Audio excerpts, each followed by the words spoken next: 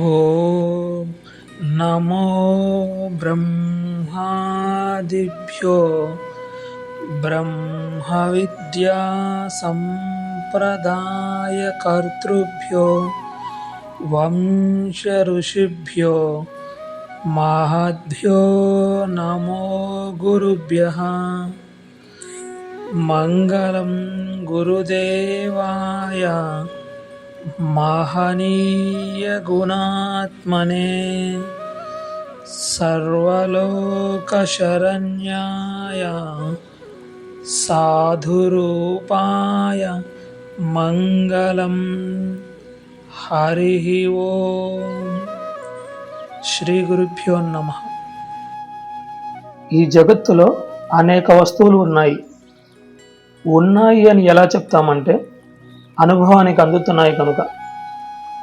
ఒకటి నీకు అనుభవానికి అందుతుంది అంటే ఆ అనుభవాన్ని తెలుసుకునే నీవు అనుభవాన్ని కలిగించే దానికన్నా అన్యంగా ఉన్నావు అని అర్థం. అనుభవము అనే పేరులోనే ఉన్నది. అను అంటే తరువాత, భవము అంటే పుట్టుక. ముందు నువ్వు ఉంటే నీకు కలిగేది అనుభవం. అనుభవంలో అనుభవాన్ని పొందేవాడు, అనుభవించే వస్తువు రెండు ఉన్నాయి. రెండు వేరుగా ఉన్నాయి. అప్పుడే నువ్వు ఒక అనుభవాన్ని పొందగలవు.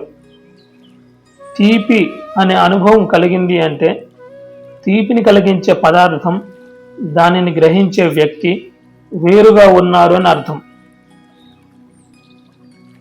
ప్రతి వ్యక్తి ప్రతి క్షణం జగత్తుతో అనుభవాన్ని కలిగి ఉంటాడు. అసలు జగత్తు ఉన్నది అని ఎలా చెప్పగలము అంటే అనుభవానికి అందుతున్నది కనుక. అందుకే శాస్త్రం చెప్తున్నది లోక్యతే అనుభూయతే ఇది లోకాహ. ఏదైతే అనుభవానికి అందుతుందో అది ఏ ప్రపంచం అని వేదాంత శాస్త్రం ఘోషిస్తున్నది. అనుభవానికి అందనంత మాత్రాన లేదా అంటే నీకు లేదు అంటున్నది వేదాంత శాస్త్రం. అనుభవానికి అందని ప్రపంచం ఉన్నదా అంటే నీకు లేదు అంటున్నది వేదాంతం. ఉదాహరణ తీసుకోండి. అసలు మీరు జాగ్రత్తగా సూక్ష్మంగా గమనించండి. ఈ అనుభవాలన్నీ మనస్సు మీదే ఆధారపడి ఉన్నాయండి. ఉదాహరణ గమనించండి. నేను కుండ అన్నప్పుడు మీ మనసులో కుండకు సంబంధించిన వృత్తి ఏర్పడుతుందండి. అసలు ఒక విషయ అనుభవం కలగాలి అంటే, ఒక విషయ జ్ఞానం కలగాలి అంటే, ఏదైనా ఒక దృశ్య అనుభవం కలగాలి అంటే మీ ఎదురుగా ఒక వస్తువు ఉన్నదండి. మీ ఎదురుగా కుండ ఉన్నది. ఆ కుండ అనే అనుభవం, ఆ జ్ఞానం మీకు కలగాలి అంటే మీ మనసులో వృత్తి అండి, అది ఆ ఘటాకారాన్ని పొంది ఉండాలి. మీ మనసులో వృత్తి ఘటాకారాన్ని పొందినప్పుడు బుద్ధి ఆ వృత్తిని గుర్తించి ఇది కుండ అన్న జ్ఞానాన్ని కలిగిస్తుంది. దీన్నే వృత్తి వ్యాప్తి ఫల వ్యాప్తి అంటారండి. దీని గురించి మనం రాబోయే వీడియోస్లో డీటెయిల్డ్గా చర్చ చేసుకుందాము. అసలు ఈ జగత్తు యొక్క అనుభవం మొత్తము మనస్సు మీదే ఆధారపడి ఉన్నదండి. మనస్సే ప్రధానంగా ఉన్నది. మనస్సే ప్రజెంట్ అయి ఉన్నది. మనస్సు గనక మీరు తీసివేస్తే జగత్తు యొక్క అనుభవం లేదండి. అసలు జగత్తే లేదు. ఇది మహాత్ములు, వేదాంత శాస్త్రాలు చాలా వివరంగా, చాలా స్పష్టంగా ఈ విషయాన్ని చెప్పి ఉన్నాయండి. ఈ జగత్తుకి మీకు మధ్యలో మనసు అనేది ఒకటి ప్రజెంట్ అయి ఉన్నదండి. ఆ మనసు వల్లనే ఈ అనుభవాలన్నీ కలుగుతున్నాయి. అసలు జగత్తు ఉన్నది అని చెప్పాలంటేనే మనసు ఉంటేనేనండి. జగత్తు యొక్క ఉనికి మనస్సు మీద ఆధారపడి ఉన్నదండి. ఇంకా లోతుగా మాట్లాడితే జగత్తు యొక్క ఉనికి, ఒక వస్తువు ఉన్నది అంటేనే దాని యొక్క ఉనికి మనస్సు మీద ఆధారపడి ఉన్నది. దీన్ని యోగ సూత్రాల్లో పతంజలి మహర్షి కూడా అంటారు. వస్తువుకు ఒక ఉనికి అంటూ ఉన్నది కానీ అది ఏమిటో మనం చెప్పలేము. మన మనసు ద్వారా మాత్రమే మనం దాన్ని తెలుసుకోగలుగుతున్నాము. మన మనస్సును బట్టి అది మనకు గోచరిస్తుంది. మొత్తం ఈ మనస్సులోనే ఉన్నదండి. ఈ జగత్తు యొక్క అనుభవం, వస్తువు యొక్క అనుభవం, దృశ్యం యొక్క అనుభవం మొత్తము మనస్సు మీదే ఆధారపడి ఉన్నదండి. సో ఈ మనస్సు ఎక్కడైతే ఆబ్సెంట్ అవుతుందో, ఎక్కడైతే మనస్సు పనిచేయదో అక్కడ మీకు జగత్తు యొక్క అనుభవం అందదండి. మీరు గమనించండి, సూక్ష్మంగా ఒక విషయం చెప్పి నేను ముందుకు వెళ్తాను. పరధ్యానం అనే పదం మీరు వినే ఉంటారు. ఇది మన పక్కనే ఉన్న వ్యక్తి మాట్లాడుతూ ఉంటాడండి, కానీ మనకి వినబడదు. ఏం చెప్పేవరా అంటాం. ఇది ఏం ఆలోచిస్తున్నావరా, దేని గురించి ఆలోచిస్తున్నా, పరధ్యానంలో ఉన్నావా ఏందని చెప్పేసి అంటారు.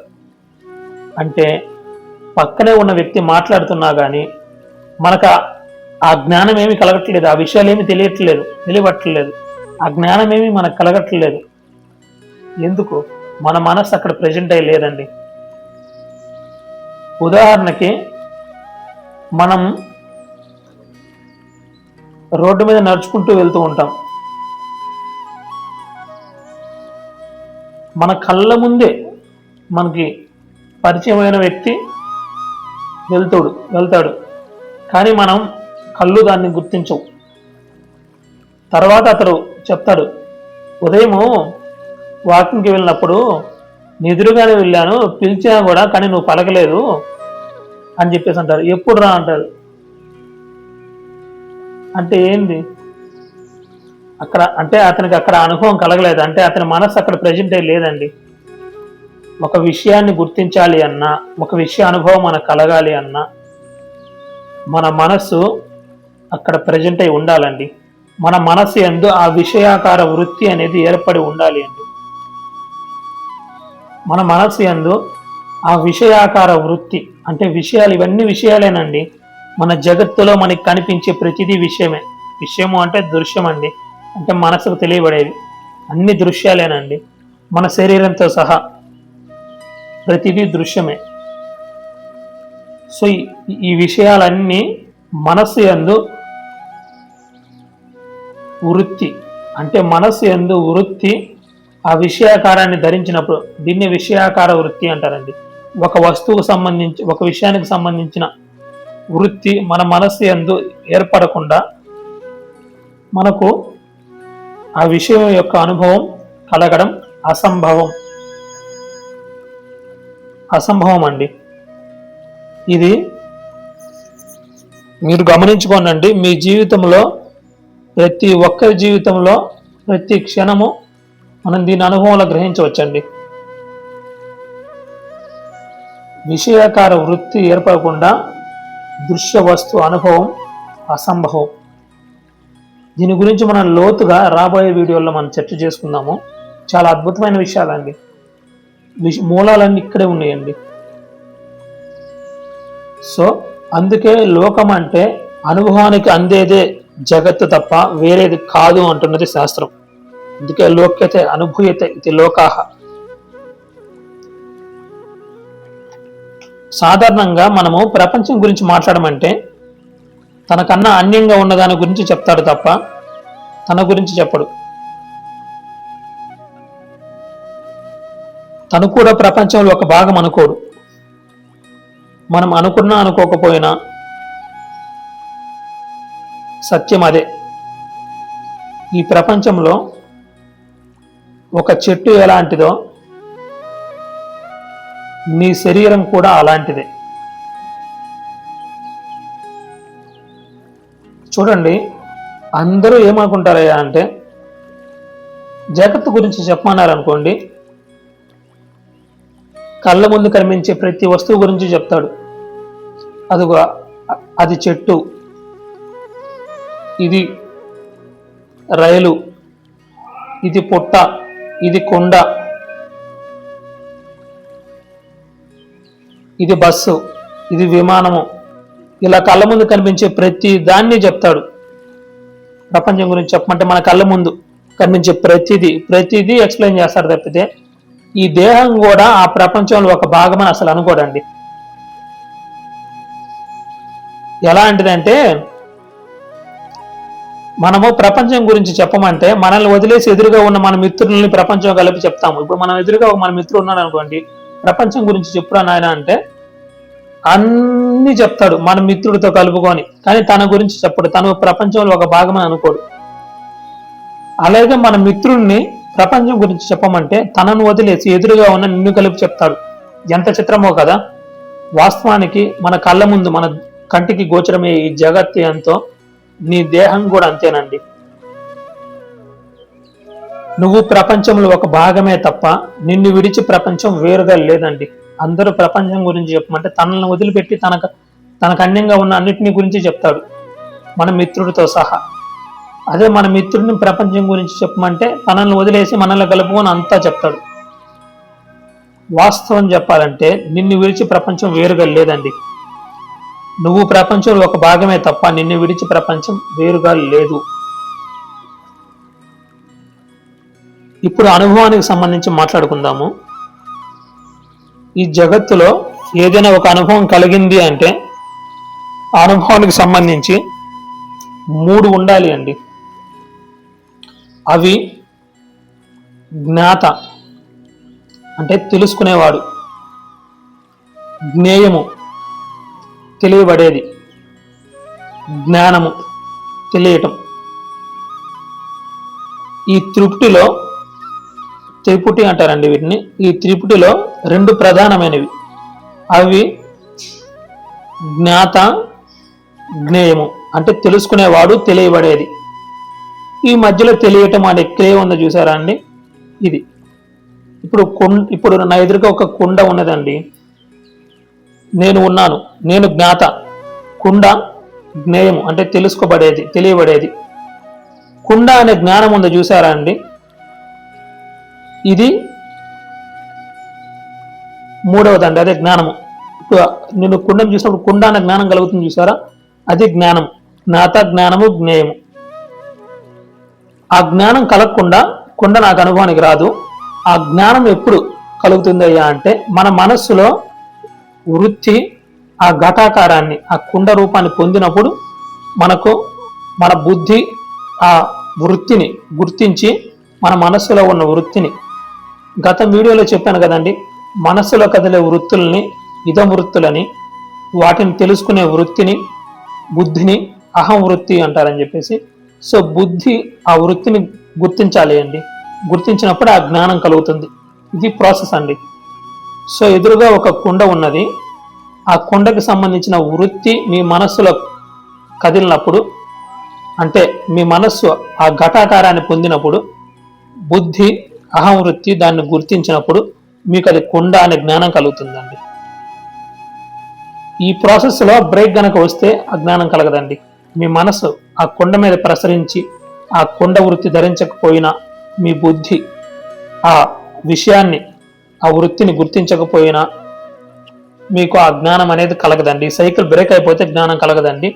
దీన్నే వృత్తి వ్యాప్తి, ఫల వ్యాప్తి అంటారండి. భవిష్యత్తులో డీటెయిల్డ్గా చర్చ చేసుకున్నాం దీని మీద.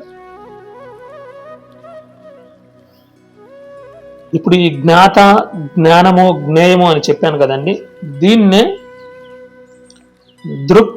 దృష్టి, దృశ్యము అని వేదాంత విచారణలో ప్రస్తావన చేస్తారండి.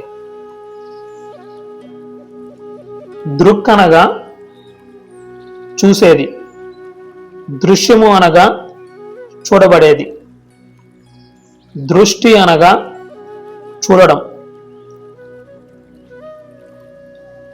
చూసేది ఎన్నటికీ చూడబడేది కాదు.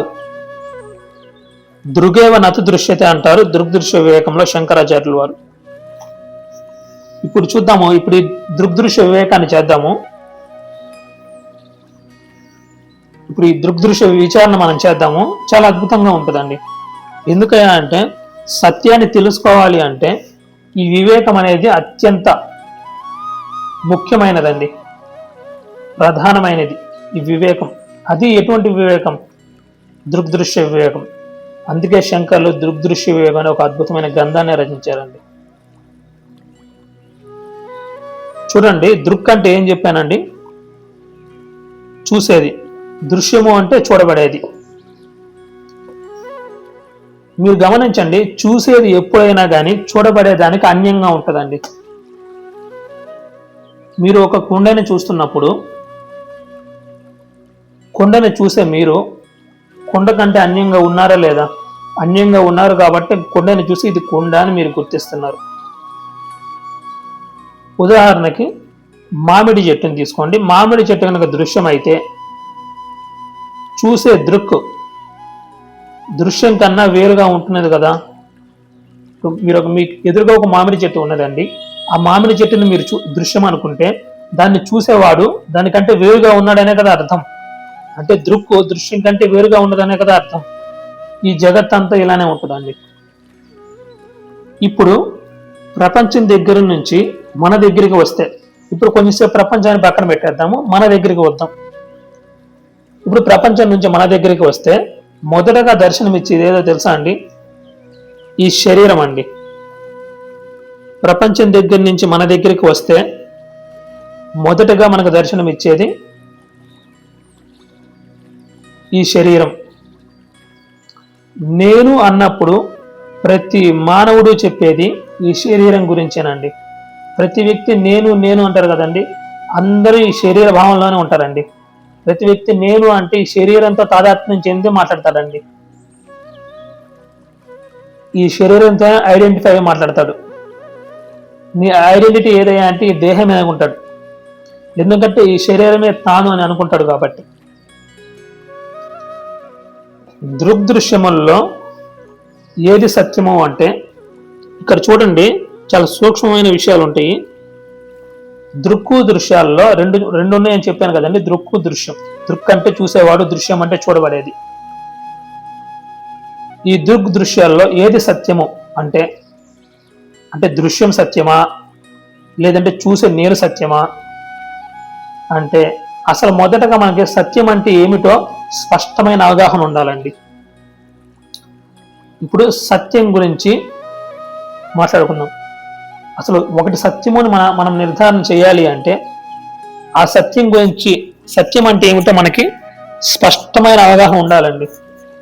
ఈ క్లారిటీ అనేది సత్యాన్ని అన్వేషించే వ్యక్తికి, వేదాంత శాస్త్రాన్ని అన్వేషించే అధ్యయనం చేసే వ్యక్తికి సత్యాన్ని తెలుసుకోవాలి, సత్యాన్ని శోధించే వ్యక్తికి ఈ క్లారిటీ స్పష్టంగా ఉండాలండి. ఏది సత్యము, అసలు సత్యం అంటే ఏంది అనేటువంటి విషయము స్పష్టమైన అవగాహన ఉండాలండి. ఇప్పుడు 3 విషయాల గురించి మనం మాట్లాడుకుందాము. సత్, అసత్, మిథ్య. ఈ 3 గురించి మనం మాట్లాడుకుందామండి. సత్యం అంటే ఏంది, అసత్యం అంటే ఏంది, మిథ్య అంటే ఏంది, ఈ 3 గురించి మనము చర్చ చేసుకుందాము. సత్ అంటే ఏంది, అసత్ అంటే ఏంది, మిథ్య అంటే ఏంది చూద్దాము ఒకసారి. సత్ అంటే త్రికాలేపి తిష్టతి అండి. అంటే 3 కాలాల్లోనూ ఉండేది సత్యం అండి.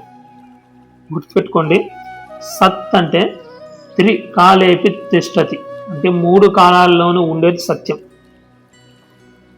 మరి అసత్ అంటే దీనికి ఆపోజిట్ ఏనండి.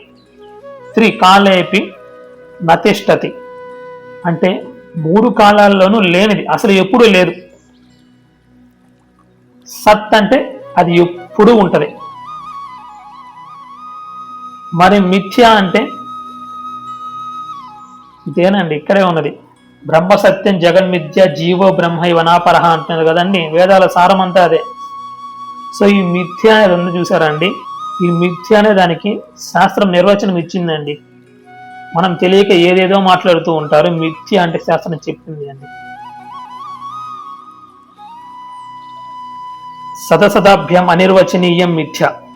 మిథ్య అంటే స్వతంత్రమైన ఉనికి లేనిది, తన ఉనికి కొరకు మరి యొక్క దాని మీద ఆధారపడి ఉండేది, ఒక కాలంలో ఉండి మరొక కాలంలో లేనిది, వ్యవహార యోగ్యత్వం కలిగినది, మార్పు చెందేది.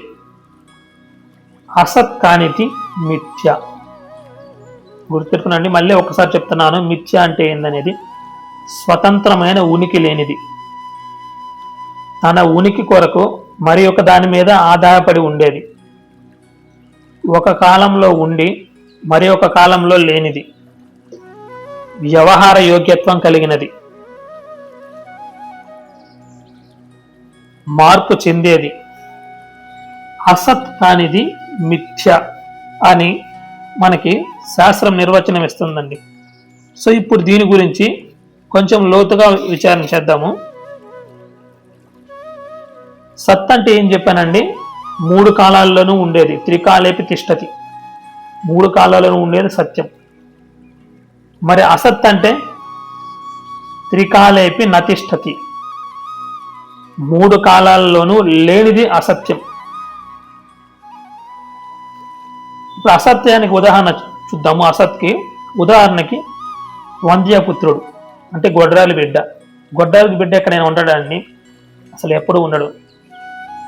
కుందేటి కొమ్ము, కుందేటి కొమ్ము ఎక్కడైనా ఉంటుందా అండి? ఇవన్నీ శాస్త్రం వల్ల మనకు ప్రతిపాదన చేసే అసత్తుకు సంబంధించిన ఉదాహరణలు. ఇప్పుడు మిథ్య అన్నారు కదండి, మిథ్యకు సంబంధించి చూద్దాము. మిథ్యకు సంబంధించిన ఉదాహరణ చూద్దాము. ఉదాహరణకి ఎండమావి అండి, బాగా బెస్ట్ ఎగ్జాంపుల్ ఏంటంటే అర్థం కావడానికి ఎండమావి. నీటి మడుగులు అంటారు చూసారా అండి? మీకు బెస్ట్గా అర్థం కావాలంటే ఎడారుల దాకా వెళ్ళాల్సిన అవసరం లేదు. నీళ్లు లేని చోట నీళ్లు ఉన్నట్టు కనిపిస్తాయి. ఈ మృగతృష్ణ అంటారు కదండి,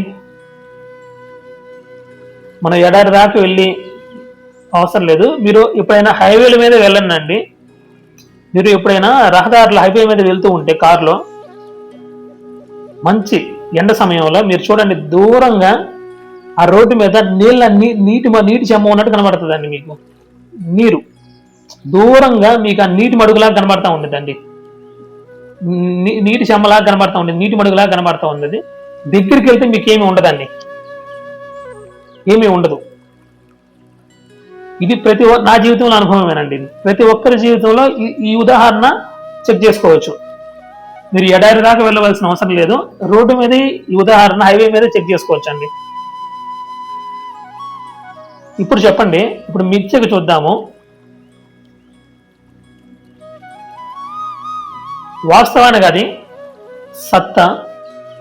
సత్ అంటే ఎప్పుడు ఉండాలి. మీరు దూరం నుంచి చూసినప్పుడు నీటి మడుగులాగా కనబడింది, దగ్గరికి వెళ్తే అసలు లేదు. అంటే అది నిజంగా సత్యం అయితే మీరు దూరంగా ఉన్నా దగ్గరికి వెళ్ళినా కానీ అది ఉండాలి కదా. పోనీ అసత్ అందామా? అసత్ అంటే ఎప్పుడు లేనిది, కానీ అది మీకు దూరం నుంచి కనబడినప్పుడు నీటి మడుగులాగా మీకు కనబడిందా లేదా? అనుభవం అయితే ఉన్నది కదా నీటి మడుగులాగా, మరి లేదని ఎలా అంటాం? మరి అది అసత్ అని ఎలా అంటాం?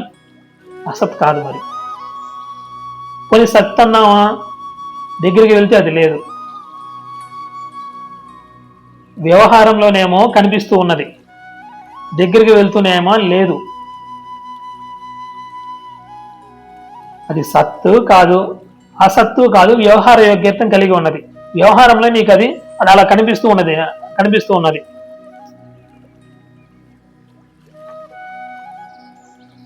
అందుకే దాన్ని మిథ్య అన్నారండి. మిథ్య, అది మిథ్య. అక్కడ నీటి మడుగు మిథ్య. వాస్తవానికి అది లేదు, కానీ ఉన్నట్లు మనకు కనబడుతున్నది. అంటే వ్యవహార యోగ్యత్వం కలిగిందండి. వ్యవహారిక సత్యం అంటారండి ఒక మాటలో చెప్పాలంటే. అది వ్యవహారంలో నీకు సత్యంలా కనిపించింది, కానీ దగ్గరికి వెళ్ళి చూస్తే అది రోడ్డే, నీటి మడుగు కాదు అది. ఇదేనండి మిథ్యకి. ఇంకా చెప్పాలంటే బెస్ట్ ఉదాహరణ ముత్యపు చెప్పండి. ఇది అందరికీ అనుభవం అయ్యే ఉంటుంది. చూడండి, దీన్నే శుక్తి రజతము అంటారు, శుక్తి రజత న్యాయము అంటారు. ఎండలో ఉన్న ముత్యపు చిప్ప మీరు చూడండి, ముత్యపు చిప్ప లోపల తెల్ల కోటింగ్ ఉంటుంది చూసారా అండి? అది మీరు దూరం నుంచి చూస్తే వెండిలాగా మెరుస్తూ ఉంటుందండి. ఎండలో ఉన్న ముత్యపు చిప్ప వెండి వలె ప్రకాశిస్తూ ఉంటుంది. అక్కడ నిజానికి ఉన్నది ముత్యపు చిప్ప మాత్రమే. అది సత్యమైన విషయం, కానీ అక్కడ కనిపించిన వెండి అసత్యమైన విషయం. దీన్నే సూక్తి మీద రజతం అధ్యాస అంటారు శాస్త్రంలో. అధ్యాస అంటే ఏంటంటే అది కాని దాని యందు అది అనే భావన అండి. వాస్తవానికి అక్కడ వెండి లేదండి, వెండిని ఆరోపించాం దేని మీద? ముత్యపు చిప్ప మీద. వాస్తవానికి అక్కడ ఉన్నది ముత్యపు చిప్పే, కానీ అది మనల్ని వెండిలాగా భ్రమింపజేసింది. సో అక్కడ వెండి సత్యమా? అది సత్యం కాదండి, ముత్యపు చిప్పే సత్యం. కానీ మనకు అది అనుభవంలో వెండిలాగా భాషించింది చూసారా, ఆ భ్రాంతి కలిగింది చూసారా. అంటే ముత్యపు చిప్ప మీద వెండిని ఆరోపించారు చూసారా, ఇది అధ్యాస అండి. అది వాస్తవంగా అక్కడ ఉన్నది ముత్యపు చిప్ప అయితే దాని మీద మీరు వెండిని ఆరోపించి పరిగెత్తారు, వెండి వెండి అని చెప్పేసి. అక్కడికెళ్ళి చూస్తే ముత్యపు చిప్పే. మీ దూరం నుంచి అది మెరుస్తూ ఉంటే మీరు వెండి అనుకున్నారు, ఇది వెండిలాగా మెరుస్తుంది అనుకున్నారు. అధ్యాస, అధ్యాస అండి, అంతే. దగ్గరికి వెళ్ళి చూస్తే ముత్యపు చిప్ప. ఇప్పుడు చెప్పండి, ముత్యపు చిప్ప సత్యమా? ఎస్, ముత్యపు చిప్పే సత్యం. మరి వెండి మిథ్య, అసత్యం అనలేమండి. ఎందుకంటే మీరు దూరం నుంచి చూసినప్పుడు తలుపుకొని వెండిలాగా మెరుస్తుంటే మీరు అది మీరు వెండి అనుకుని వెళ్ళారు కదా. మరి దీన్ని అసత్యం అని ఎలా అంటారు? అసత్యం అంటే అసలు లేదని కదా. కానీ అక్కడ మీకు వ్యవహారంలో వెండిలాగా మేము మీకు ఆ భ్రాంతి కలిగింది చూసారా. తీరా దగ్గరికి వెళ్ళి చూస్తే తెలిసింది ఇది వెండి కాదు, ముత్యపు చిప్ప అని చెప్పేసి. సో ఇప్పుడు ముత్యపు చిప్ప సత్యం, అది దాని మీద ఆరోపించిన ఆ వెండి ఉన్నది చూసారా అండి, అది మిథ్య. సత్యం ఏది? ముత్యపు చిప్ప, వెండి మిథ్య. అసత్యం అని చెప్పలేమండి, దూరం నుంచి మనకి వెండిలాగా భ్రమ కలిగింది కదా.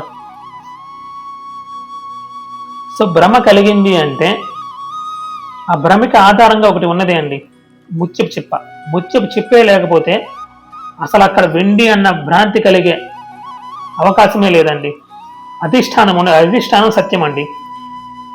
అది ఆ మిథ్య, ఆ భ్రాంతికి ఆధారంగా ఒకటి అధిష్టానంగా ఉన్నది చూసారా అండి, ఆ అధిష్టానం సత్యం. ఆ అధ్యాసం తొలగించుకుంటే అపవాద యుక్తి చేత అక్కడ అధిష్టానంగా సత్యం ఒకటి ఉన్నది అండి. ఆ సత్యం తెలియబడుతుంది అండి. ఆ సత్యమే త్రికాలేపి తిష్టతి. అది ఎప్పుడు అది అలానే ఉన్నది. మనకి అధ్యాస కారణంగా మనం దాన్ని ఇంకొక రకంగా భ్రమిస్తున్నాం మనం. అది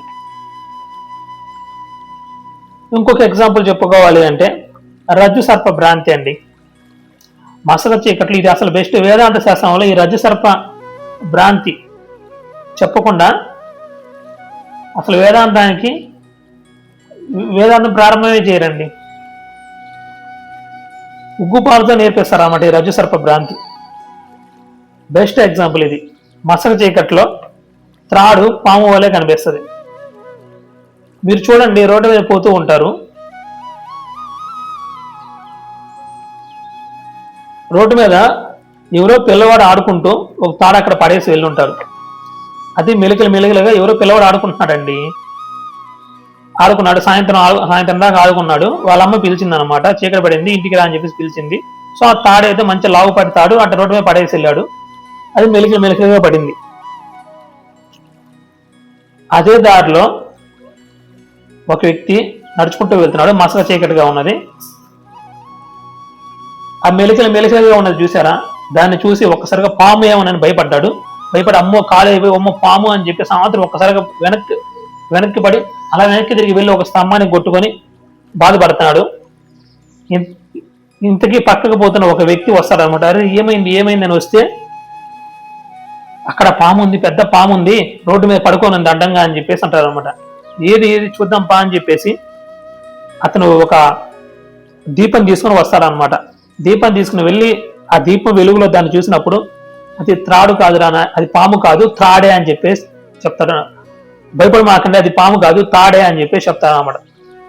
చెప్పిన వెంటనే ఇతనుకున్న భయం మొత్తం పోతుంది. అప్పటిదాకా అమ్మో పాము పాముని భయపడ్డాడు. అంటే సత్యం తెలియకపోవడం చేత భయపడి వీళ్ళ స్తంభానికి కొట్టుకొని, పక్కనే ఉన్న స్తంభానికి కొట్టుకొని తలకి బొబ్బ కట్టి నెత్తి వచ్చి ఇంత నాన్న బాధపడ్డాడు చూసారా అండి. దేని కారణంగా? అజ్ఞానం కారణంగా. అంటే అతనికి అది త్రాడు అని తెలియదు. త్రాడు అని తెలియక పాము అన్న భ్రాంతిలో, జ్ఞానం లేక పాము అన్న భ్రాంతిలో నానా బాధలు అనుభవించాడు. ఈ జగత్తులో మనం చేసేది కూడా ఇంతేనండి. జ్ఞానం లేక అజ్ఞానం చేత ఈ ప్రపంచమే సత్యం అనుకొని ఈ ప్రపంచంలో పరిగెడుతూ నానా బాధలు పడుతూ సుఖము దుఃఖము అనుభవిస్తూ జన్మ పరంపరలు ఎత్తుతూ జన్మలు తిరుగుతూ ఉన్నాడండి.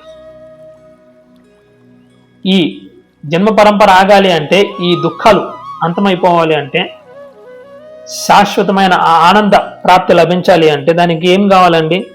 మన భయం పోవాలన్నా, బాధ పోవాలన్నా, దుఃఖం పోవాలన్నా ఏం కావాలి? దీపం అనే జ్ఞానం. ఆ దీపం సహాయంతో అతనికి ఆ భయం పోయింది కదండి.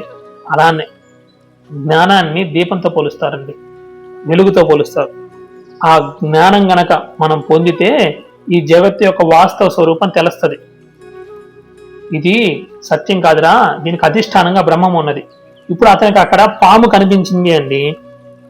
పాము అన్నది మిథ్య వాస్తవానికి. అది అతని బుద్ధిలో కలిగింది అంతే. అతని బుద్ధిలో అది పాము అన్న ఆ భ్రాంతి కలిగింది. వాస్తవానికి అక్కడ ఉన్నది ఏంటిది? తాడే ఉన్నది తాడే. కానీ పాము అన్న ఆ భ్రాంతి అజ్ఞానం చేత అతని బుద్ధిలో కలిగింది కదా. వాస్తవాన్ని ఇప్పుడు చూద్దాము. అసలు అక్కడ తాడే కనుక లేదనుకోండి, త్రాడే లేకపోతే పాము అన్న భ్రాంతి కలుగుతుందా? కలగదండి. పాము అన్న భ్రాంతి కలిగింది అంటే దానికి ఆధారంగా అధిష్టానంగా అక్కడ తాడు ఉన్నది కదా. తాడే గనక లేకపోయినట్లయితే అతనికి పాము అన్న ఆ భ్రమ కలుగుతుందా? కలగదు. అంటే పాము సత్యం కాదండి. దానికి అధిష్టానంగా ఒకటి ఉన్నది అండి, త్రాడు. అది సత్యం అండి. అది ఉండడం వల్లే దాని మీద పాముని మనం ఆరోపించి అమ్మో పాము అని మనం భ్రమపడుతున్నాము, భయపడుతున్నాము. అక్కడ తాడే కనుక లేకపోతే పాము యొక్క భ్రాంతి కలగడమే అసంభవం. త్రాడు ఉన్నది అధిష్టానంగా త్రాడు ఉన్నది, దాని మీద ఆరోపించి పాముని చూస్తున్నావు. అలానే ఈ జగత్తుకి అధిష్టానంగా ఆధారంగా బ్రహ్మం ఉన్నదండి, త్రాడు వలె. ఈ జగత్తు యందు అధిష్టానంగా బ్రహ్మము ఉన్నది అండి. ఆ బ్రహ్మం మీద ఆరోపించబడి ఈ దృశ్య రూప జగత్తు భాషిస్తున్నదండి. అజ్ఞానం చేత ఆ సత్యం తెలియక ఈ జగత్తే సత్యం అనుకుంటున్నాం. ఎలా? త్రాటి యందు పాము వలె. ఒక వ్యక్తి దీపం తీసుకొని వచ్చినప్పుడు ఇది త్రాడు కాదు, ఇది పాము కాదు, త్రాడు అని తెలిసినప్పుడు అతని భయం అంతా ఎలా అయితే పోతుందో, ఇక్కడ కూడా ఆ దీపము జ్ఞానం అండి. ఆ దీపాన్ని తీసుకుని వచ్చిన వ్యక్తి ఎవరో తెలుసా అండి? గురువు అండి, గురువు.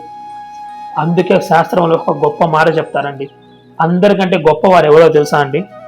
గురువు అండి. ఇది గురుగీత ప్రస్తావన చేస్తుందండి. శివుడు పార్వతీదేవికి చెప్పిన గురుగీతలో గురువు యొక్క మహత్యం చెప్తారండి. నా గురోరధికం, నా గురోరధికం, నా గురోరధికం. గురువును మించిన అధికుడు లేడు అంటున్నది శాస్త్రం. గురువుకి అంత గొప్ప స్థానం ఇచ్చినదండి. సో ఇక్కడ ఆ వ్యక్తి ఎవరో తెలుసా అండి? గురువే. ఆ దీపం జ్ఞానం. సో గురువు మనకి జ్ఞానాన్ని ప్రసాదించినప్పుడు ఆ జ్ఞానం అనే వెలుగు సహాయంతో మనం ఈ జగత్తును చూసినప్పుడు ఈ జగత్తు యొక్క వాస్తవ స్వరూపం మనకు తెలుస్తుంది. తెలిసి మనకు ఉన్న భయము, బాధ, దుఃఖము ఇవన్నీ పోయి ఆనందంగా ఉంటాం. ఎలాగైతే అది పాము కాదు త్రాడు అని తెలిసినప్పుడు అతనికి ఉన్న భయాలు ఇవన్నీ పోయి ఎలాగైతే స్థిమితపడి ఎలాగైతే హాయిగా ఆనందంగా ఉన్నాడో, అలా మనం కూడా జ్ఞానం అనే వెలుగు సహాయంతో ఈ జగత్తును వీక్షించినప్పుడు ఈ జగత్తు యొక్క వాస్తవ స్వరూపం తెలిసి దుఃఖము, భయము, బాధ ఇవన్నీ తొలగిపోతాయండి. సాధారణంగా రజ్జు సర్పం వలె ఈ జగత్తును మనం చూస్తూ ఉంటాం. త్రాటి యందు పాము వలె బ్రహ్మం యందు అధిష్టానంగా ఉన్న బ్రహ్మ మీద ఆరోపించిన ఈ జగత్తును మనం చూస్తూ ఉంటాం. ఈ జగత్తే సత్యం అనుకుంటాం కాబట్టి ఈ జగత్తులో పరిగెడుతూ అనేక బాధలు పడుతూ ఉన్నాం. ఆ త్రాటి అందరూ పాముని ఆరోపించి ఇది పాము పాము అని భయపడిన ఒక వ్యక్తి వలె స్తంభాన్ని కొట్టుకొని తలకి రక్తం వచ్చి ఇంత బాధ అనుభవించారు కదండి. అలానే మనం కూడా ఈ లోకంలో వ్యవహరిస్తూ ఉన్నామండి. సో అందుకే మనం కూడా గురువులను ఆశ్రయించి ఆ జ్ఞానం అనే దీపాన్ని మనం చేత పట్టుకొని ఈ జగత్తును కనుక చూస్తే ఆహా ఎంతో ఆనందంగా ఉంటుందండి. అప్పటి వరకు భయపెట్టిన ఇదే జగత్తు నిన్ను పూర్ణ ఆనందంలో ముంచి వేస్తుందండి. ఇది పరమ సత్యం అండి. అందుకే మహాత్ముల దృష్టికి మన దృష్టికి తేడా ఉండిద్దండి. మహాత్ములు మనము వీక్షిస్తామండి. ఈ జగత్తుని ఎలాగైతే చూస్తారో ఒక మహాత్ముడు, మనం కూడా అలాగే చూస్తాం. ఈ జగత్తు ఎలాగైతే కనిపిస్తుందో ఒక మహాత్ముడికి మనకు కూడా అలాగే కనిపిస్తుందండి. ఇప్పుడు మన ఎదురుగా ఒక చెట్టు ఉంటే మనకి చెట్టే కనిపిస్తుంది, ఎదురుగా ఉన్న చూసే మహాత్ముడికి అదే చెట్టు ఉంటుందండి. కానీ దృష్టిలో భేదం ఉంటుందండి. మీరు గమనించండి, మహాత్ముల దృష్టికి మన దృష్టికి తేడా ఏంటో తెలుసా అండి? అందరూ వీక్షిస్తారు, సాధారణంగా చూస్తారు. అంటే ఎదురుగా ఉన్న ఒక వస్తువును చూసి ఇది ఫలానా అని గుర్తిస్తారు, విశేషణాలతో గుర్తిస్తారు. కానీ మహాత్ముల దృష్టి ఎలా ఉండేదో తెలుసా అండి? మహాత్ములు వీక్షిస్తారు. ఎలా? సమ్యక్ వీక్షణం చేస్తారండి. ఇది ఒక సగటు వ్యక్తికి ఒక మహాత్ముడికి తేడా ఎక్కడో తెలుసా అండి? సృష్టిలో భేదం లేదండి. ఒక చెట్టు నీకు ఎలాగైతే కనిపిస్తుందో మహాత్ముడు కూడా ఆ చెట్టు అలాగే కనిపిస్తుంది. కానీ మహాత్ముడు దాన్ని చెట్టు అన్న భావనతో చూడడు, అది బ్రహ్మము అన్న భావనతో చూస్తాడు. ఇదేనండి తేడా. మహాత్ముల దృష్టికి మన దృష్టికి తేడా ఏంటి అంటే, ఒక రమణ మహర్షి ఈ ప్రపంచాన్ని ఎలాగే రమణ మహర్షికి ఏ ప్రపంచం అయితే కనబడుతుందో మనకి అదే ప్రపంచం కనబడుతుందండి. కానీ రమణ మహర్షికి మనకి తేడా ఏంది? రమణ మహర్షి తన దృష్టిని జ్ఞాన దృష్టితో చూశారండి. మనము చెట్టు అంటే ఆ విశేషణాలతో చూస్తున్నాం అంతే. అందుకే చెప్తారు శాస్త్రంలో, దృష్టిం జ్ఞానమయం కృత పశ్యత్ బ్రహ్మమయం జగత్ అని. అంటే మహాత్ములకి మనకి తేడా ఎక్కడయ్యా అంటే దృష్టిలో లోపం అండి, అంతే, అంతకుమించి ఏం లేదనమాట.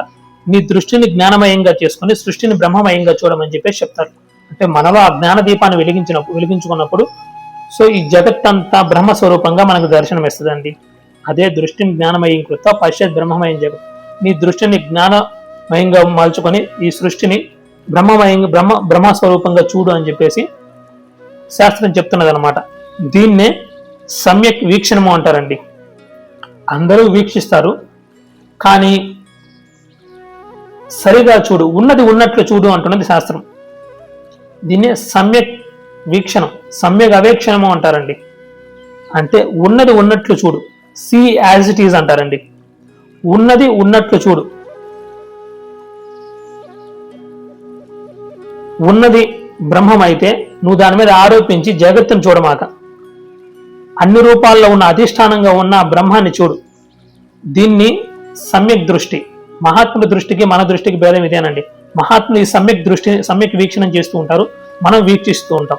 మనం ఏదైనా ఒక కుండను చూసినప్పుడు ఇది కుండ అంటాము, కానీ మహాత్ములు అది మట్టి అంటారు. ఇదేనండి డిఫరెన్స్. సింపుల్గా అర్థం అవడానికి, ఒక కుండను మీరు ఎదురుగా ఒక వ్యక్తి దగ్గరికి తీసుకుని వెళ్ళి ఒక కుండను తీసుకుని వెళ్ళి ఇది ఏంటి అని అనండి, ఇది కుండ అంటారండి. కుండ అని ఆ విశేషణంతోనే పిలుస్తాడు. కానీ అదే కుండని ఒక మహాత్ముడి దగ్గరికి తీసుకుని వెళ్ళి ఇది ఏమిటి అనండి, ఇది మట్టి అంటారండి. వాచారంభనం వికారం నామధేయం మృతికేత్యవ సత్యమని చాంద్రోగ్య శృతి చెప్తున్నది కదండి. ఆ మట్టి సత్యం, సత్యమైన ఆ మట్టిని, మట్టి లేకుండా కుండ ఎక్కడైనా ఉంటుందా అండి? కుండ రూపంలో ఉన్నదంతా మట్టే, ఆ నామరూపాలు మిథ్య. సో అలా మహాత్ముడు సమ్యక్ దృష్టితో ఇది మట్టి అని వారు చూస్తారండి. అదే సత్య వ్యక్తి ఇది కుండ అని అంటారు, మహాత్ముడు ఇది మట్టి అంటారు. అదే తేడా అండి. వారు ఏ కుండనైతే చూస్తారో మనము అదే కుండను చూస్తాం, కానీ వారు అది మట్టి అన్న భావనలో ఉంటారు, మనం ఇది కుండ అన్న భావనలో ఉంటాం. అంటే ఆ నామరూపాలు తగులుకొని ఉంటాము. వారి అధిష్టానమైన బ్రహ్మాన్ని ఉన్నది ఉన్నట్లుగా చూస్తారండి. ఉన్నది బ్రహ్మము, లేనిది జగము. తెలిసేది ఏనాడో ఈ నిజము. ఉన్న బ్రహ్మాన్ని వాళ్ళు సూటిగా చూస్తూ ఉంటారండి. మనము ఆ మట్టిని మర్చిపోయి కుండ అనే నామరూపంలో చూస్తూ ఉంటాం. అంతేనండి. మహాత్ములకి మనకి తేడా ఏంటి అంటే ఆ వీక్షణంలో తేడా అండి. అందుకే సమ్యక్ వీక్షణం చేయండి, సీ యాజ్ ఇట్ ఈజ్, ఉన్నది ఉన్నట్లుగా చూడండి, ఉన్నది ఉన్నట్లుగా చూడండి, ఉన్నది ఉన్నట్లుగా చూడండి అని మహాత్ములందరూ చెప్పున్నారండి. ఇది ఏ జ్ఞాన దృష్టి అండి. దాన్నే జ్ఞాన దృష్టి అని, సమ్యక్ దృష్టి అని, సమ్యక్ వీక్షణం అని, సమ్యక్ అవేక్షణము అంటారండి. సో ఈ దృష్టి అలవర్చుకోవాలండి ప్రతి ఒక్కరూ. మహాత్ములకి మనకి ఒకే ప్రపంచం గోచరిస్తూ ఉంటుందండి. ఇప్పుడు మహాత్ములు ఏ ప్రపంచాన్ని అయితే చూసారో మనము అదే ప్రపంచాన్ని చూస్తూ ఉంటాము. కానీ భేదం ఎక్కడ ఉన్నది అంటే మహాత్ములు అది బ్రహ్మము అనే భావనతో చూస్తారు, మనము నామరూప విశేషణాలతో చూస్తాం. అంతేనండి తేడా. వాళ్ళు జ్ఞాన దృష్టితో చూస్తారు, మన నామరూప విశేషాలతో చూస్తాం. అంతే అంతే అదే దృష్టిలోనే భేదం ఉంది తప్ప సృష్టిలో భేదం లేదండి. సృష్టిలో ఎటువంటి భేదము లేదు, మీ దృష్టిలోనే భేదం ఉన్నది. మహాత్ముల దృష్టికి మన దృష్టికి తేడా ఏంది అంటే వాళ్ళు జ్ఞాన దృష్టి కలిగి ఉంటారండి, వాళ్ళు సమ్యక్ దృష్టి కలిగి ఉంటారు. ఈ సమ్యక్ దృష్టి అనేది చాలా చాలా ముఖ్యమండి, చాలా ఇంపార్టెంట్ అండి. ఈ సమ్యక్ దృష్టి ఉన్నది ఉన్నట్లు చూడు, సీ యాజ్ ఇట్ ఈస్. ఆ ఉన్నది ఉన్నట్లు చూడు, అధిష్టానమైన బ్రహ్మాన్ని చూడు, మిథ్య అయిన ఈ జగత్తుని త్రోసిపుచ్చు, అధిష్టానమైన త్రాడును చూడు, మిథ్య అయిన పాముని త్రోసిపుచ్చు. అలా త్రోసిపుచ్చాలి అంటే మనకేమి కావాలి? జ్ఞానం అనే, అదే జ్ఞాన దృష్టి అని చెప్పాను కదండి. ఆ జ్ఞానం అనే వెలుగు దీపం కావాలండి. ఆ దీపాన్ని ఇచ్చేవారు ఎవరు? ఆ జ్ఞాన దీపాన్ని వెలిగించేవారు ఎవరు? గురువు అండి. అందుకే గురువుని మించిన అధికుడు లేడు. ఇప్పుడు అందరికీ అర్థమయ్యే ఒక ఎగ్జాంపుల్ చెప్తానండి. ఇప్పుడు మిర్చికి బెస్ట్ ఎగ్జాంపుల్ ఇది, మీరు అప్లై చేసుకోండి. ఎరుపు, పసుపు ఈ రెండు రంగుల్ని మీరు మిక్స్ చేయండి, కలపండి, నారింజ రంగు వస్తుందండి. ఎరుపు, పసుపు ఈ రెండు రంగుల్ని కలిపితే మీకు నారింజ రంగు అనే ఒక రంగు వస్తుందండి. ఇప్పుడు చూద్దామండి, వాస్తవానికి నారింజ రంగు సత్యమా? ఇప్పుడు మిథ్య డెఫినేషన్ దీనికి అప్లై చేసి చూద్దాము, చాలా క్లియర్గా మీకు అర్థమైపోతుంది. పసుపు, ఎరుపు ఈ రెండు రంగుల కలయికే నారింజ రంగు కదండి. ఈ రెండు రంగులు కలవడం వలన నారింజ రంగు వస్తుంది కదా. సో ఇప్పుడు చూద్దాం, నారింజ రంగు అనేది సత్యమా? అంటే అంటే తనకంటూ ప్రత్యేకమైన ఉనికి ఉన్నదా? లేదు. నారింజ రంగు అంటూ ప్రత్యేకంగా ఉన్నదా? లేదు. తన ఉనికి కోసం మరొక దానిపైన ఆధారపడి ఉందండి. అంటే ఈ నారింజ రంగు అనేది తన ఉనికి ప్రత్యేక నారింజ రంగు అంటూ ఉందా? లేదండి. అది మరొక దాని మీద ఆధారపడి ఉన్నది. ఎరుపు, పసుపు అనే రెండు రంగుల మీద ఈ నారింజ రంగు అనేది ఆధారపడి ఉన్నది. అంటే తన ఉనికి కోసం మరొక దాని మీద ఆధారపడి ఉంటుందో, ఏదైతే తన ఉనికి కోసం మరొక దాని మీద ఆధారపడి ఉంటుందో, ఇప్పుడు మీరు చెప్పండి, నారింజ రంగు అనేది మిథ్యా. ఎందుకు? తనకంటూ ప్రత్యేకమైన ఉనికి లేదు, తన ఉనికి కోసం మరి ఒక దాని మీద ఆధారపడి ఉన్నది.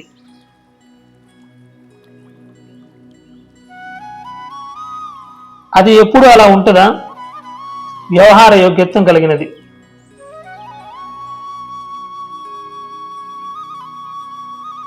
ఇది ప్రాక్టికల్ గా పాసిబుల్ అవ్వదు, కానీ అర్థం చేసుకోండి.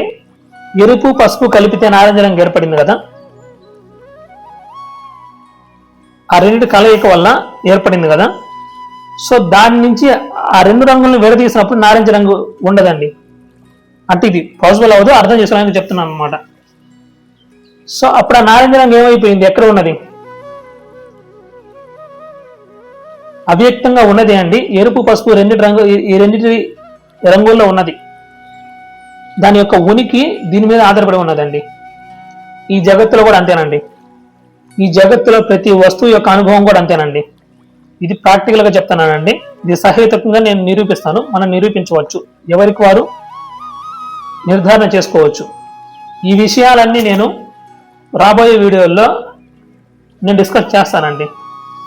ఈ వృత్తి వ్యాప్తి ఫల వ్యాప్తి చెప్పేటప్పుడు చాలా డీటెయిల్డ్గా చెప్తాను. అసలు జగత్తు యొక్క అనుభవం ఎలా కలుగుతుంది, ఈ మిథ్య అయిన జగత్తుకు ఉనికి ఎక్కడ ఉన్నది, ఇవన్నీ చాలా క్లియర్గా ఈ రంగు ఎగ్జాంపుల్ చేసుకుని మనము చెప్పుకోవచ్చండి.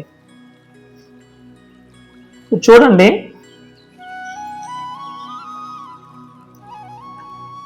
ఈ ప్రపంచంలో చూస్తే అన్ని మార్పు చెందేవే. మీరు చూడండి, ఏదైనా కానీ మారిపోయేదేనండి. ఒకప్పుడు లేకుండా ఇప్పుడు ఉండి మరొకప్పుడు లేకుండా పోయేవే. ఒకప్పుడు లేకుండా ఇప్పుడు ఉండి మరొకప్పుడు లేకుండా పోయేవే. వేదాంత శాస్త్రంలో తర్కం అనేది చాలా ఇంపార్టెంట్ అండి. తార్కికంగా సత్యాన్ని మనం విచారణ చేయాలి అండి. తార్కికంగా విచారణ చేయకపోతే సత్యం అనేది అసలు తెలియబడదండి. అందుకే బుద్ధి చాలా సూక్ష్మంగా ఉండాలండి. చాలా సూక్ష్మంగా ఉంటేనే సత్యాన్ని పట్టుకోగలమండి. ఈ ప్రపంచంలో చూస్తే అన్ని మార్పు చెందేవే. ఒకప్పుడు లేకుండా ఇప్పుడు ఉండి మరొకప్పుడు లేకుండా పోయేవే. మన శరీరంతో సహా జగత్తంతా ఇలానే ఉన్నది. ఈ కనిపించే దృశ్యాలన్నీ నశించిపోయేవే.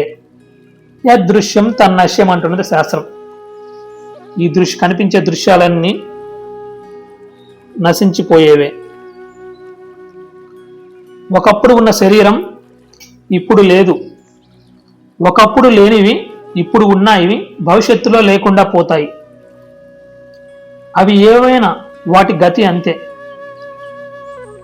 ఈ సత్యాన్ని తెలుసుకున్న జ్ఞానులండి, ఎవరు పడితే వారు కాదండి, జ్ఞానులు. ఈ సత్యాన్ని తెలుసుకున్న జ్ఞానులు సంతోషం వస్తే పొంగిపోవడం, దుఃఖం వస్తే కృంగిపోవడం, ఏదైనా వస్తే పొంగిపోవడం, పోతే కృంగిపోవడం జరగదు. ఇదే విషయాన్ని భగవద్గీతలో సాంఖ్యయోగంలో కృష్ణ పరమాత్మ చెప్తారండి. స్థితప్రజ్ఞుడి యొక్క లక్షణం అండి ఇది. దుఃఖేష్వనుద్విగ్న మనః సుఖేషు విగత స్పృహ వీతరాగ భయక్రోధ స్థితధీర్ మునిరుచ్యతే అంటున్నది గీత. అంటే దుఃఖముల యందు కలత నొందని వాడు, అంటే దుఃఖాలకు చెలించిన వాడు, సుఖ దుఃఖాలకు చెలించిన వాడు అండి. ఒక్క మాటలో అర్థమయ్యేట మనం చెప్పాలంటే సుఖ దుఃఖాలకు చెలించిన వాడు, రాగము భయము క్రోధము తొలగిన వాడు స్థితప్రజ్ఞుడు. దుఃఖముల యందు కలత నొందని మనసు గలవాడు, సుఖముల యందు ఆసక్తి లేనివాడు, అనురాగము భయము కోపము తొలగిని వాడు అగు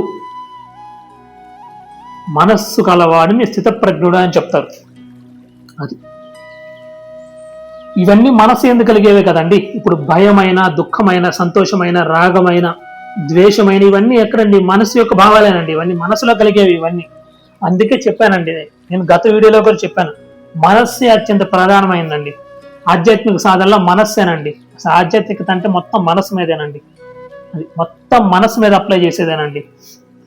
మనస్సు ఏంది? ఈ భావాలన్నీ ఎక్కడ ఉంటాయండి? ఒకరి మీద ద్వేషం కానీ, ఒకరి మీద కోపం కానీ, సంతోషం కానీ, దుఃఖం కానీ, ఒకరి ప్రేమ కానీ, అనురాగం కానీ, భయం కానీ, ఇవన్నీ ఎక్కడ ఉన్నాయండి? మీ మనస్సులోనే ఉంటాయండి. అందుకే ఆ మనస్సుని మనస్సు నిగ్రహించడానికేనండి శాస్త్రాలన్నీ ఉన్నాయి. ఆ మనస్సు, అన్ని సాధనలు మనసు కోసమేనండి. అతడు ఎలా ఉంటాడో తెలుసా అండి? ఆత్మ యందే స్థితుడై ఉంటాడు. అతని యొక్క బుద్ధి ఆత్మ యందే స్థిరంగా నిలబడి ఉంటుందండి. అతడే స్థితప్రజ్ఞుడు. అది అతని యొక్క మనస్సు ఆత్మయందు స్థితమై ఉంటుంది, స్థిరముగా నిలబడి ఉంటుందండి.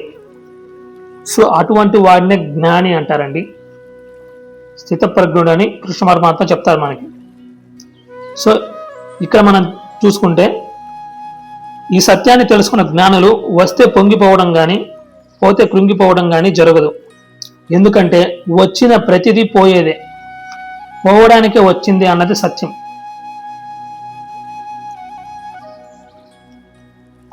ఈ జగత్తులో సత్య నిర్ధారణ చేయాలి అంటే వెళ్ళవలసింది ప్రపంచం వైపు కాదండి. ఈ జగత్తులో సత్యం ఏంది అని తెలుసుకోవాలంటే వెళ్ళవలసింది ప్రపంచం వైపు కాదు, నీ వైపు. ఎందుకంటే నీవే అన్నిటికీ కేంద్ర బిందువు, నీవే మూలం అండి. కావున ఉపనిషత్తు జగత్తు గురించి కాదు, జగత్తుకు ఆధారమైన నీ గురించి ప్రస్తావన చేసి సత్య నిర్ధారణ చేస్తుంది. నిన్ను విడిచి ప్రపంచంలో ఎంత వెతికినా సత్యం తెలియబడదు అన్నది ఉపనిషత్తుకు సుస్పష్టంగా తెలుసు. అందుకే తత్వ విచారణలో జగత్తు కాదు, నువ్వే కీలకమైన విషయం. ఇక్కడ వేమన చెప్పిన ఒక విషయం మనం ప్రస్తావన చేసుకుందామండి. చాలా గొప్ప విషయం. నిన్ను విడిచి ప్రపంచంలో ఎంత వెతికినా సత్యం తెలియబడదు అన్నది ఉపనిషత్తుకు సుస్పష్టంగా తెలుసు అని చెప్పాను కదండి. నిన్ను విడిచి ప్రపంచంలో ఎంత వెతికినా సత్యం తెలియబడదు. ఇదే విషయాన్ని యోగ వేమ కూడా ప్రస్తావన చేస్తారండి. చూద్దాం వారేం చెప్పారనేది. వెన్న చేతబట్టి వివరంబు తెలియక ఘృతము కోరునట్టి అతని భంగి, తాను దైవమై దైవంబు వెతుకును విశ్వదాభిరామ వినురవేమ.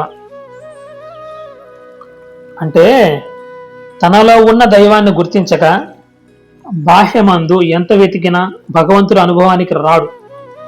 ఎలా అంటే చేతిలో వెన్న ఉంచుకొని నెయ్యి కోసం ప్రయత్నం చేసినట్లు ఉంటుంది అంటారు యోగి వేమన. దీన్ని మనం కొంచెం విచారణ చేద్దాము. వెన్న చేత బట్టి వివరంబు తెలియక ఘృతము కోరినట్టే అతని భంగి. అంటే ఒక అతని చేతిలో వెన్న ఉన్నది, పాప అతనికి నెయ్యి కావాలని చెప్పేసి తెలియక నెయ్యి ఎక్కడ దొరుకుతుందని చెప్పేసి అంతా వెతుకుతున్నాడు. వాస్తవానికి నెయ్యి ఎక్కడ ఉన్నది? అతని చేతిలోనే ఉన్నది. వెన్నను కరగబెడితే ఏమొస్తుందండి? నెయ్యే కదండి. సో ఆ వెన్నకు సంబంధించిన వివరం అతనికి తెలియదు. వెన్నకు సంబంధించిన వివరం అతనికి తెలియక నెయ్యి ఎక్కడ దొరుకుతుంది అంతా వెతుకుతున్నాడు. వాస్తవానికి ఆ వెన్నలోనే నెయ్యి ఉన్నదండి. ఆ విషయం తెలియక, దానికి సంబంధించిన వివరం తెలియదు అతనికి. వెన్న కరగదీస్తే నెయ్యి వస్తుందన్న విషయం తెలియదు అతనికి. వెన్నలోనే నెయ్యి ఉన్నదన్న విషయం అతనికి తెలియక నెయ్యి కోసం అంతా వెతుకుతున్నాడు. అంతా వెతికితే అతను దొరుకుతుందా అండి? అతని చేతిలోనే ఉన్నదండి, అతనికి తెలియట్లేదు, అంతే. తెలియలేదండి. తెలిస్తే అయిపోతుందండి. దీన్నే అన్నమాచార్యుల వల్ల గొప్ప మాట అంటారండి. తెలిస్తే మోక్షము, తెలియకుంటే బంధము, కల వంటిది ఈ బ్రతుకు గనునికిని అని చెప్పేసి గొప్ప మాట అండి. నాకు చాలా బాగా ఇష్టం ఈ విషయం. తెలిస్తే మోక్షం, తెలియకుంటే బంధము, కల వంటిది ఈ బ్రతుకు గనునికిని. తెలియటమేనండి, తెలియటమే. అతనికి తెలియదు. తెలియక నెయ్యి ఎక్కడ దొరుకుతానో వెతుకుతున్నాడు. ఆ తెలియటమేనండి, ఆ తెలియటమే జ్ఞానం అండి. ఆ జ్ఞానం కోసమేనండి, ఆ జ్ఞానమేనండి, అంతే. అంతకుమించి ఏం లేదండి. ఆ జ్ఞానం తెలియటమే. ఇది ఎలాంటిదంటే చెప్తున్నారు వేమన. తాను దైవమై దైవంబు వెతుకును. చేతిలో వెన్నబట్టుకొని నెయ్యి కోసం బయట ఎంత ప్రయత్నించి మాత్రాన దొరుకుతుందా? అలానే తాను సాక్షాత్తు దైవమై ఉండి అది తెలియక బాహ్యమందున ఎంత వెతికినా కానీ, బయట ఎంత వెతికినా కానీ భగవంతుడు దొరుకుతాడా? దొరకడం అంటారు మహాత్ములు. ఇది అందరు మహాత్ములు ఇదే చెప్పారండి. ఉపనిషత్తులు కూడా ఈ సత్యాన్ని ఘోషిస్తున్నాయి. అందుకే ఇక్కడ ప్రస్తావన చేశారు మనకి. నిన్ను విడిచి ప్రపంచంలో ఎంత వెతికినా సత్యం తెలియబడదు అన్నది ఉపనిషత్తుకు సుస్పష్టంగా తెలుసు అంటున్నది శాస్త్రం. మహాత్ములు అందరూ ఇదే సత్యాన్ని చెప్పారండి. ఈ సత్యాన్ని మహాత్ములు, ఏ మహాత్ముడైనా ఇదే విషయాన్ని ప్రస్తావన చేశారండి. సో మనలోనే ఉన్నదండి. సత్యాన్ని తెలుసుకోవాలి అంటే వెళ్ళవలసింది ప్రపంచంలో కాదండి, నీలోకే. దీనికి ఒక గొప్ప మాట చెప్పి నేను ముగిస్తాను. మనము మిగతాది తరువాయి భాగంలో కంటిన్యూ చేసుకుందాము. దీనికి ఒక గొప్ప మాట అంటారండి సంత్ జ్ఞానేశ్వర్ మహారాజు. వీరు నిజంగా ఎంత గొప్పటి మహనీయులు అంటే, వీరు మరాఠా ఆ ప్రాంతంలో జన్మించిన వారు. ఆలంది, పూణే దగ్గర ఉన్న ఆలందీలో వీరు సమాధి మందిరం కూడా ఉంటుందండి. జీవ సమాధి పొందారు మహనీయుడు జ్ఞానేశ్వర్ మహారాజు గారు.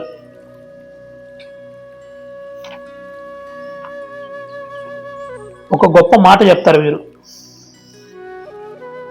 సత్యాన్ని తెలుసుకోవడం కోసం మనం ఎక్కడికి పయనించాలి అంటే, నాయనా దానికోసం నువ్వు పయనించాల్సింది అంతరిక్షంలో కాదు, అంతర్వీక్షణలోకి అంటారు సంత జ్ఞానేశ్వర మహారాజ్.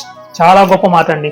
సత్యం తెలుసుకోవడం కోసం నువ్వు పయనించవలసింది బయటకు కాదు, బాహ్యంలో కాదు, నీలోకి, అంతరిక్షంలో కాదు, అంతర్వీక్షణలోకి అంటారండి సంత జ్ఞానేశ్వర మహారాజ్ గారు. చాలా గొప్ప మాట అండి. మనం ఇదే విషయాన్ని తదుపరి భాగంలో మనము కంటిన్యూ చేసుకుందాము. ఓం సర్వే జనా సుఖినో భవంతు, సమస్త సన్మంగళాని సంతు, అసతో మా సద్గమయ, తమసో మా జ్యోతిర్గమయ, మృత్యోర్మా అమృతంగమయ. ఓం శాంతి శాంతి శాంతి.